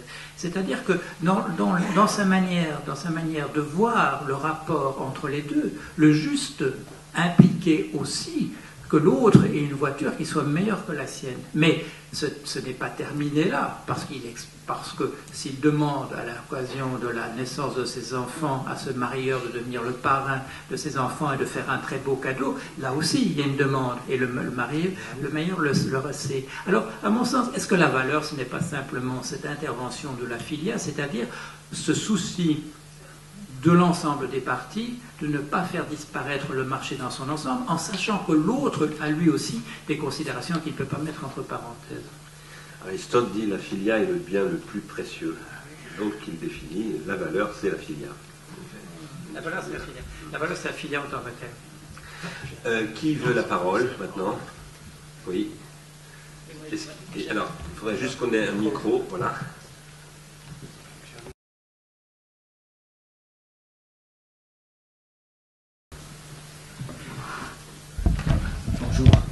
Christian Cochard. J'avais une question concrète sur la formation du prix et de la fiscalité. Je vais prendre un exemple. Je cherchais à trouver un organisme pour s'occuper de personnes âgées dans ma famille. Et je fais faire un devis pour une prestation pour une garde de nuit, et on me propose un prix d'un organisme bénéficiant d'un agrément de la sécurité sociale. Et là, j'arrive à un prix X. Et il y a une aide de la sécurité sociale pour ramener ce prix à un coût plus faible pour moi. Et puis, j'interroge une association, loi 1901. Et toute simple. Et cette association, loi 1901, me propose un prix inférieur au prix qui a bénéficié de l'aide de l'État et de l'agrément de la sécurité sociale. Prix inférieur même à celui, aide déduite. Donc on voit là, je voulais vous faire réagir, combien les systèmes d'aide pervertissent les prix et pas au bénéfice en plus des comptes publics. Bien sûr. Donc on peut avoir des personnes qui soient impliquées dans des associations la 1901 qui apportent de réelles prestations et à un prix encore inférieur à ce qui pourrait paraître comme de l'extérieur un bon système, c'est-à-dire un prix subventionné par la sécurité sociale. Il faudrait quand même, excuse-moi, préciser si cette association bénéficiait même de subventions directes ou pas, parce qu'à ce moment-là, il faudrait faire rentrer cette subvention dans le prix. Hein, parce que sinon, non, justement pas. Voilà. Justement pas. C'est ça le... Ce que vous dites, c'est par exemple, si on prend l'allocation logement pour les jeunes. C'est-à-dire qu'en fait, il y a une perversion du prix qui fait que si vous voulez louer en fait un 30 mètres carrés ou un 15 mètres carrés, c'est-à-dire en fait grosso modo un logement jeune APL, eh bien en fait vous avez un prix qui est largement au-dessus en fait du prix du marché si vous louez un 3 pièces en fonction des ratios. Ce qui veut dire que en là fait, encore, les subventions fiscales se retrouvent dans le prix qu'on vous facture. C'est-à-dire que là... Ça, c'est vraiment... C'est-à-dire qu'en fait, on aide les propriétaires. C'est-à-dire que absolument. Là, on aide les propriétaires et on aide pour la location. Donc ça veut dire qu'il faut inventer notre système. Et en fait, dans une autre séance, on va essayer de discuter des droits de propriété. Et là, effectivement, il y a peut-être des... Et la même chose en matière d'énergie, où on voit que les prix subventionnés des pompes à chaleur relèvent en fait le prix au bénéfice des distributeurs de ces pompes à chaleur. Et finalement, les systèmes d'aide publique, on voit, sont détournés de fait de leur objet. Non, mais alors, parce que tout simplement, vous avez le prix du marché et vous avez une aide publique qui est extérieure. C'est-à-dire qu'en fait, vous n'avez pas la possibilité de calculer un prix. C'est-à-dire qu'en fait, vous avez une aide étatique qui, d'une certaine manière, ouvre en fait sur la perversité qu'on vient de souligner. Ce qui veut dire qu'en fait, si on était capable d'indexer, entre guillemets, c'est une technique d'indexation, en fonction, si on prend un exemple très basique, le livre, 5%. Pourquoi on l'a fait? Parce que rien, pour sauver les petits libraires. Et en fait, on peut dire d'une certaine façon que j'y vois là une façon de contribuer à ce qu'en France, on ait encore des librairies. Moi, à Saint-Nazaire, il y a encore un libraire. Et d'ailleurs, le petit libraire de qualité, Forum vient de fermer. Et en fait, le petit libraire, évidemment, et que là, on a un aspect positif sur le problème du livre. Mais pour autant, ça ouvre la question du prix, qui est une vraie question. Et je dois dire que les travaux de Paul Jorion sont fondamentaux de ce point de vue-là, parce que ça repose cette question du prix qu'on avait tendance à oublier. Parce que les gens du market, ils vous disent quoi? C'est exactement combien il est prêt à payer au maximum. C'est leur question, point barre. Et ça veut dire qu'ils font une étude de marché en disant mais tu peux mettre combien? Et tu fais combien? Et en fonction de ça, ils calculent un prix de manière arbitraire. Dernier point, sur le problème de Marx. Parce qu'il se trouve en fait que dans le tome 3 du Capital qui a été rédigé par son ami Engels, il y a un retour sur la variation du prix et qui est assez saisissante parce que en fait ça invalide la théorie de la valeur travail chez Marx. Alors il dit c'est des régimes de valeur, tout simplement parce que le passage, je ne vais pas vous citer, mais c'est intéressant parce qu'en fait il voit bien qu'il y a variation des prix du marché, pour reprendre Smith. Et ils sont obligés de l'expliquer en disant oui, il y a variation du régime de la valeur, c'est-à-dire que, alors c'est Engels qui écrit ça une fois que Marx est mort, et là on a, à mon avis, dans cette caractère aporétique, quelque chose qui est en fait une question dont nous devons reprendre nous devons faire héritage et nous inscrire dans une infidèle fidélité, et donc relancer cette question du prix. Merci.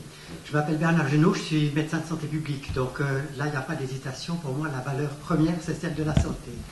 Et je pense que dans le domaine de la santé, on a des illustrations très claires de la nécessité absolue de dissocier le prix et la valeur. On a des exemples récents de simulacres de cohérence entre l'argent qu'on dépense et le bénéfice de santé. On a par exemple l'exemple de l'épidémie de grippe qui n'a pas eu lieu, qui a donné l'objet de décisions de dépenses pharaoniques, où nos politiques, en fait, jouaient le rôle finalement bienfaiteur de notre société en dépensant cet argent, alors qu'il n'en était rien. Thatcher, par exemple, qu'on a signalé tout à l'heure, a instauré le dépistage du cancer du sein pour se faire réélire au moment de la troisième élection où elle était sur le ballon, parce qu'effectivement, les femmes ont soutenu cette initiative. Comme médecin de santé publique, j'assiste au drame terrible de ce qu'on appelle dans le jargon anglo-saxon le disease-mongering, où on fabrique des épidémies pour le seul profit de l'industrie des soins. Donc, le simulacre de cohérence entre le niveau de dépenses de santé pour, soi-disant, le bien des gens, pour la valeur santé, et les bénéfices, les questions financières qui sont en jeu, notamment pour les multinationales du médicament, est justement exploité de manière éhontée dans une quantité de domaines. Ce qui va nous menacer le plus, c'est bien entendu ces typologies génétiques que l'on va faire pour de nouveau peindre des désastres de l'enfant à naître qui nécessitent des soins à long terme, etc. Donc on pourra fabriquer des marchés, si vous voulez, sous le prétexte de servir une valeur, celle de la santé. Et je crois que si on n'est pas capable de hiérarchiser le premier point de la valeur fondamentale de santé, qui est la santé perçue par la personne, par rapport à ce qu'on nous a dit, est-ce qu'on a conditionné dans la recherche et dans la profession soignante comme une santé qui est définie a priori pour l'autre? Et là, je crois qu'il y a un dilemme tout à fait fondamental qui doit être posé par rapport à la cohérence entre santé et son prix. Merci beaucoup. On va prendre d'autres interventions, si vous voulez, tout de suite. Oui. On profite. Vous avez parlé du jeu et du nous, pas du genou. Et c'est intéressant parce que pour faire un nous, il faut qu'il y ait des jeux. Est-ce qu'il peut y avoir un nous si on n'a pas conscience du jeu? C'est-à-dire, qu'est-ce que c'est que le jeu? Quand je dis jeu, je suis quoi? C'est ça. Platon a dit, connais-toi toi-même, tu connaîtras l'univers et les dieux. Est-ce que vous le connaissez? Alors, la question du jeu et du nous, c'est une question qu'il faut situer dans l'histoire. Parce que le jeu, c'est pas une substance. Ça, c'est très très important. Là où je ne suis pas aristotélicien, c'est quant à l'ousia. Bon. Donc, ce que même Aristote lui-même n'est pas si aristotélicien qu'on le dit. Mais quand nous parlons ici d'individuation, comme Franck en parlait tout à l'heure, j'ai commencé moi-même en parlant, il y a des régimes d'individuation. Le jeu, c'est un régime d'individuation. Je parle à côté d'un anthropologue qui est très qualifié sur ces questions, et moi je ne suis pas du tout. Mais je pense qu'il y a un grand chantier qu'il va falloir un jour quand même vraiment, je crois, ouvrir de manière beaucoup plus explicite qu'il ne l'a été ouvert à ma connaissance, parce que probablement il y a tas de choses que j'ignore, mais c'est une anthropologie de l'individuation. Je veux dire par là que, par exemple, quand vous parlez d'amour en Occident, ou d'amitié, et que vous changez d'air culturel, il y a évidemment des choses qui sont communes, et moi c'est évidemment à la fois ce qui est commun et ce qui ne l'est pas qui m'intéresse, c'est le travail des deux, c'est aussi comme la question de la variation des prix, c'est là qu'il se passe les choses les plus importantes. Je crois beaucoup, moi, au caractère universel de la théorie de la libido, par exemple, même si je ne reprends pas à mon compte la théorie de la libido de Freud telle qu'elle, loin de là, et en même temps, je crois absolument qu'il n'y a pas de standard de la construction, par exemple, d'un individu psychique il y a un individu psychique qui dit « je », il y a même un individu psychique qui dit « moi », ce qui n'est pas la même chose que « je ». Il y a un individu psychique qui a un rapport au soi, qui n'est pas le moi, ce qu'on confond très souvent, parce que par exemple on traduit même très souvent le self anglais par le moi en français, typiquement la traduction de lâche, par exemple, etc. Donc, je et nous, pour moi, parce que j'ai beaucoup utilisé personnellement ces deux catégories, et j'y tiens à ces deux catégories, mais je ne les généraliserai pas et je ne les universaliserai pas. Par contre, je pense que individu psychique et individu collectif, ça c'est universalisable. Si vous voulez, le jeu c'est une traduction très occidentale de ce que Simon appelle l'individu psychique. Il y a de l'individu psychique, à mon avis, dans toutes les sociétés humaines, et depuis très longtemps. C'est-à-dire, je pense, moi j'ai soutenu dans mon premier livre qu'il y en a depuis au moins 2,5 millions d'années, c'est-à-dire depuis le début de l'hominisation. C'est pas du tout évident, hein. Les gens ne sont pas du tout d'accord avec ça, ils ont de bonnes raisons de ne pas l'être. Mais voilà, donc c'est pas la même question. Une question qui se pose aujourd'hui, c'est est-ce que nous sortons du jeu, d'un couple jeu-nous qui serait et qui rendrait possible un nouveau processus d'individuation. Typiquement, le bien le plus précieux, c'est le titre d'un article que je viens de rendre pour un bouquin qui est consacré aux réseaux sociaux.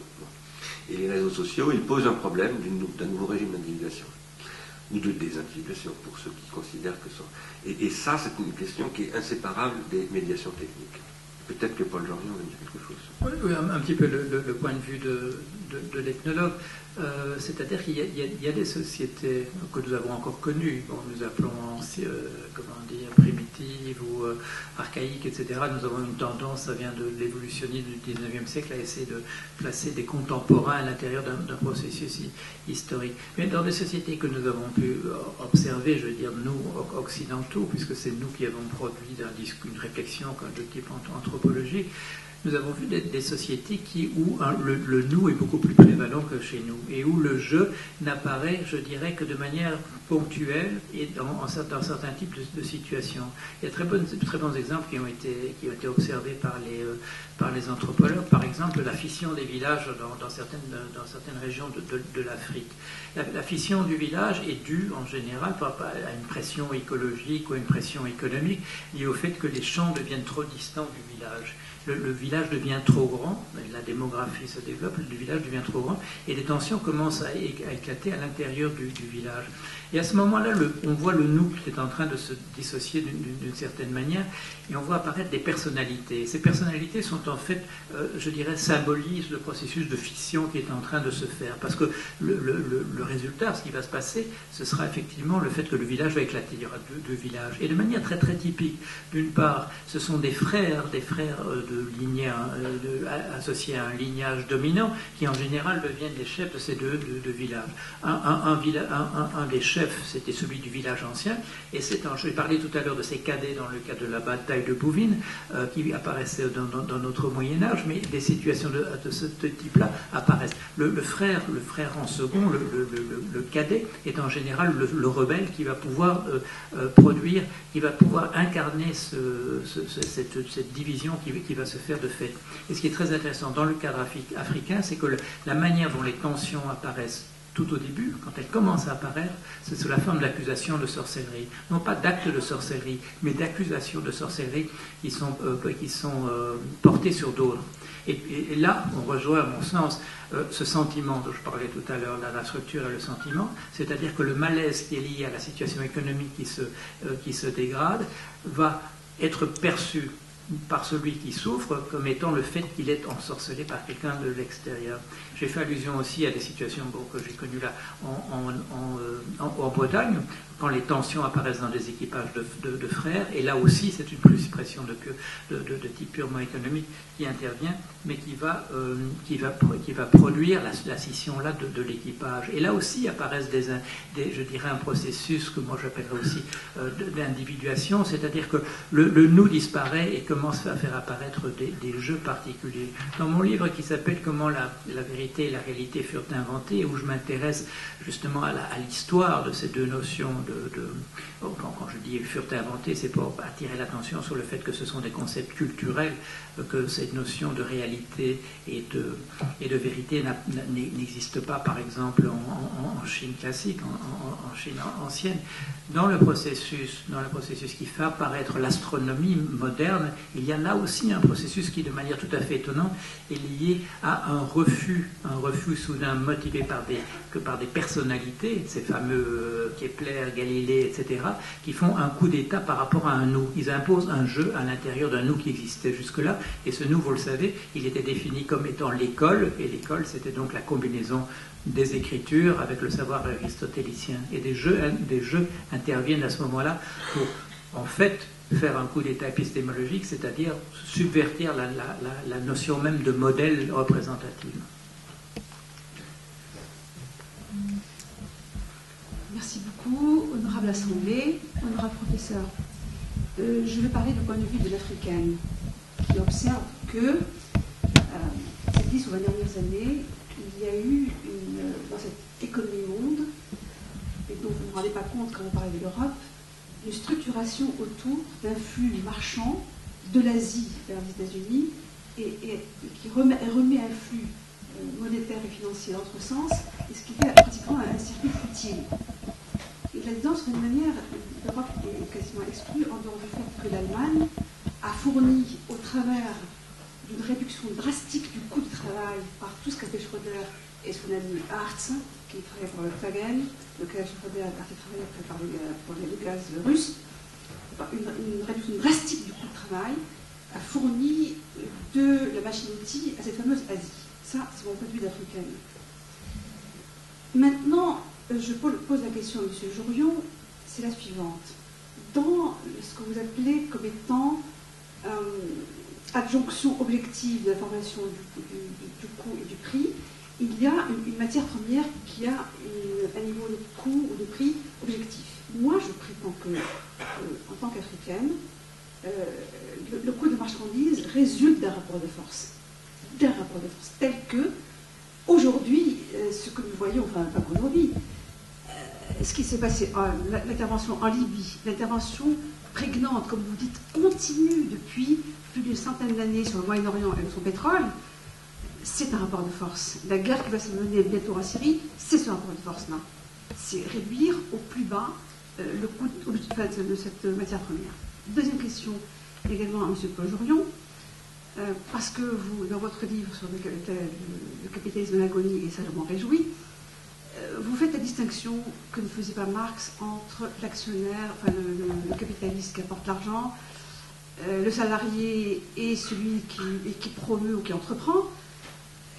La question peut être posée d'une autre manière. Il avait été tenté d'introduire un salarié capitaliste par l'actionnariat.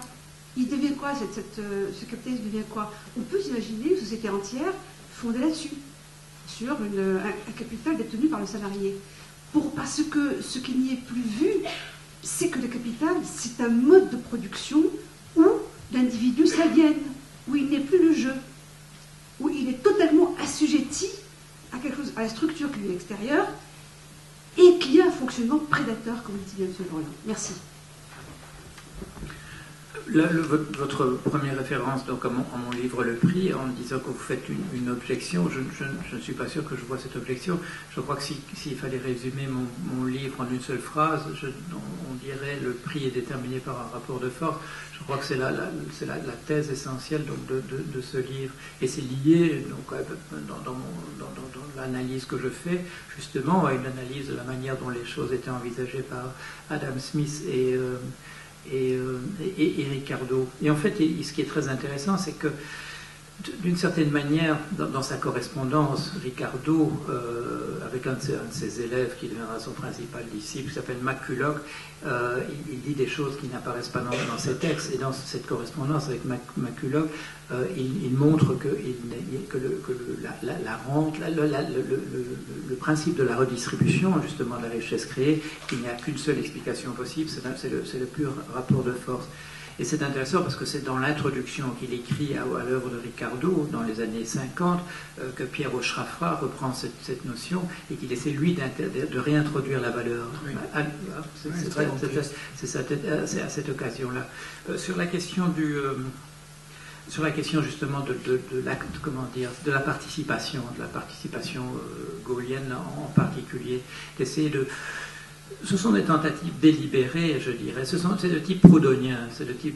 C'est-à-dire, en fait, on remplace une révolution par une modification, une réforme de fond du système capitaliste. Et une des manières de le faire, c'est justement dans ces rapports de classe que Marx distingue.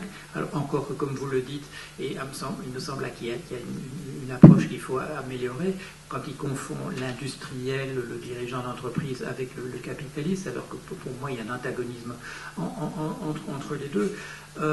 Une des possibilités, c'est ou bien on remplace ce système par un autre, par exemple par la dictature du prolétariat, comme dit Marx, ou bien on essaie de faire à la Proudhon, c'est-à-dire de mélanger les rôles. De refaire des combinaisons où chacun est un petit peu capitaliste, un petit peu dirigeant d'entreprise, un petit peu... derrière la notion d'auto-entrepreneur, je dirais une expression un petit peu comique de cette perspective, parce qu'il ne suffit pas de changer les mots, bien sûr, il faut que la réalité suive.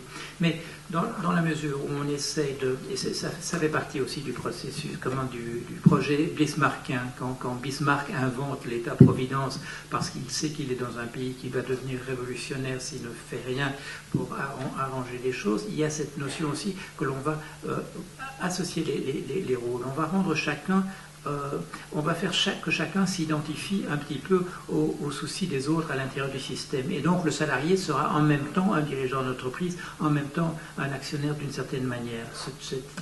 Derrière l'idée de remplacer les entreprises de type classique par des coopératives ou des scopes, maintenant, cette idée est encore présente. Mais il y a une volonté qui a été beaucoup plus délibérée encore autour, par exemple, du système de l'assurance vie. Le système de l'assurance vie, c'est un système qui associe les salariés au projet capitaliste proprement dit, c'est-à-dire que, dans une perspective, disons, marxiste, pour utiliser le vocabulaire marxiste, le salarié va s'auto-exploiter, puisque une partie de la richesse qu'il aura créée et dont il est spolié parce elle est passée sous forme d'intérêt payé à un détenteur de capital, elle va lui revenir partiellement sous la forme de l'assurance vie. Et l'assurance vie a été introduite de manière délibérée, il suffit de lire les textes des néolibéraux dans cette perspective, c'est une manière de pacifier justement les relations entre les classes. Si on fait que le salarié se préoccupe de la bonne santé du capitalisme parce qu'il a une assurance vie, les problèmes pourront être réglés, les problèmes de maintien de l'ordre, je dirais de rébellion potentielle, pourront être plus facilement réglés. Il suffit de voir dans la presse financière, dans les discussions, dans les articles récents, sur le fait que les gens retirent en masse en ce moment leur argent des assurances vie, de voir la panique qu'il y a dans certains milieux autour de ça. C'est très symptomatique. C'est des petites choses, je veux dire, ça n'apparaît pas dans la presse en général, ça apparaît dans la presse financière, mais il y a une très grande peur de ce côté-là, parce qu'une désaffection de ce type-là est une désaffection qui permet, à la société de se polariser à nouveau. Vous avez vu aussi, dans le même ordre d'idée, la suggestion de Cantona, qui était donc un propos émis par un footballeur sur la révolution. Ça, normalement, n'aurait jamais dû produire le moindre remous dans la population, mais on a vu 2 ministres monter au créneau pour contrer les arguments de M. Cantona, prouvant qu'il y avait une véritable crainte à ce niveau-là. On va être obligé d'arrêter, mais je voudrais, avant qu'on ne s'arrête, vous dire 2 choses. Premièrement, vous parlez de ce qui va se passer. D'abord, je voudrais remercier Paul Jorion, bien entendu, et puis Franck et Arnaud, et vous tous. Mais deuxièmement, je voudrais vous dire ce qui va se passer dans les prochaines séances d'Ars Industrialis qui se passeront ici au Théâtre de la Colline. Il y a d'autres activités d'Ars Industrialis par ailleurs qui se font dans des groupes de travail, comme vous le savez, et puis vous trouvez des tas de choses sur notre site. Mais la prochaine réunion qui aura lieu au mois de mars sera dédiée à la question de l'énergie, dont vous avez parlé tout à l'heure. Et nous reviendrons sur les questions de modèle contributif de l'énergie, de manière beaucoup plus technique et presque industrielle, mais aussi bien entendu économique et politique. L'autre sujet que nous aborderons, c'est la question de la propriété, précisément. Enfin, nous ne l'aborderons pas de manière directe, et nous l'aborderons en relation avec l'habitat et le territoire. Et je voudrais dire juste un mot pour enchaîner sur ce que vient de dire Paul Jorion et les questions qui ont été posées à cet égard. Et revenir sur une chose que disait Franck tout à l'heure. Franck Cormeret disait, l'économie de la contribution, c'est un 6e stade du capitalisme. Je ne le dirais pas aussi nettement que toi. Moi, ce que je dis beaucoup, je crois qu'on le dit souvent aussi à Ars Industrialis, c'est que nous pensons que la question c'est un sujet avec lequel peut-être, un discours avec lequel peut-être Paul ne serait pas du tout d'accord, je ne sais pas d'ailleurs, parce qu'on n'a pas du tout eu l'occasion de discuter. Nous pensons aujourd'hui que la question de la survie ou de la disparition du capitalisme n'est pas la première question. Voilà. Alors là, j'emploie une méthode qui est une méthode de l'ordre des questions. En termes d'ordre de questions, la première question, c'est le changement de modèle industriel. Et je soutiens, j'ai beaucoup, dans un livre qui n'est pas encore paru, qu'on va publier bientôt sur l'économie, là, j'ai pas mal analysé le discours de Linhart sur l'analyse du discours de Lénine sur Frédéric Taylor. Et le discours de Lénine sur Frédéric Taylor en 1905 et celui de Lénine sur Frédéric Taylor en 1920, c'est plus du tout le même. Avant la révolution bolchevique, Frédéric Taylor, c'est le diable, c'est l'incarnation du diable capitaliste. Et à partir de 1920, ça devient la solution du problème industriel de l'Union soviétique. Et donc, au-delà des grands discours partitionnels, je dirais, il y a d'abord des réalités d'organisation concrète du travail et de distribution de la propriété. C'est pour ça que je voulais en parler, parce que quand nous disons économie de la contribution, nous pensons à une nouvelle organisation de la propriété. Et effectivement, ça ressemble à l'économie coopérative. Pour nous, ça n'est pas. Ça y ressemble, mais ça ne l'est pas. Parce que l'économie coopérative, c'est essentiellement une redistribution de parts. Tandis que l'économie de contribution, c'est une économie de la collaboration et d'un changement de la division du travail. C'est totalement autre chose. Voilà. Alors ça, je tiens à y insister parce que je pense qu'on va de plus en plus parler de la question du capitalisme, de l'avenir de la société industrielle dans les mois qui viennent. Et nous, alors moi je pense que le capitalisme disparaîtra un jour. Je pense aussi, comme Franck, que pour le moment, il n'est pas encore d'actualité, sa disparition. Mais par contre, il est très vraisemblable que si cette économie de la contribution dont nous parlons d'abord a un sens et deuxièmement se développait, ce que nous espérons et ce que nous croyons, alors elle se développe déjà, elle devrait conduire en principe à une disparition de la forme capitaliste. J'ai dit elle devrait, mais je dirais que c'est pas le cadet de mes soucis, mais ce n'est pas la question fondamentale pour nous. Voilà ce que je voulais dire. Dernier point, nous parlerons des questions de territoire l'année prochaine, et de santé et de corps. Voilà. On a eu une question d'un médecin tout à l'heure, on y reviendra beaucoup, parce que nous pensons que les corps, et je parle des corps vivants, des corps de mon corps, mais aussi des corps sociaux, des corporatismes aussi. Enfin, tout ça, il faut le revisiter, aussi au regard de toutes les questions qui sont beaucoup travaillées chez nous, en particulier par Alain Giffard et Julien Gauthier, et Cécile Cabantou et quelques autres sur les techniques de soi. Nous pensons qu'il y a là un travail à faire, et que tout ça, ça doit s'inscrire dans une perspective globale. Voilà.